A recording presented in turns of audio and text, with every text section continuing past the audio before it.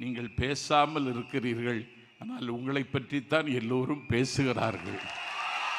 இப்படி ஒரு வரலாறு எனக்கு தெரிந்து உலக வரலாற்றில் எங்கேயும் இல்லை. அவர் பேசுவதே இல்லை, ஆனால் அவரை பற்றித்தான் எல்லோரும் பேசுகிறார்கள். கானப்பறவையின் கலகல என்று சொல்லக்கூடிய ஓசையும், தயிர் கடையிற் பொழுது வருகிற மத்து ஓசையும், மதகை உடைத்து கொண்டு வருகிற தண்ணீரின் ஓசையும், உழவன் பாடுகிற அந்த ஓசையும், ஆலயமணியின் ஓசையும், எல்லா ஓசையும் விட இப்பொழுது நல்ல ஓசை விசில் ஓசை.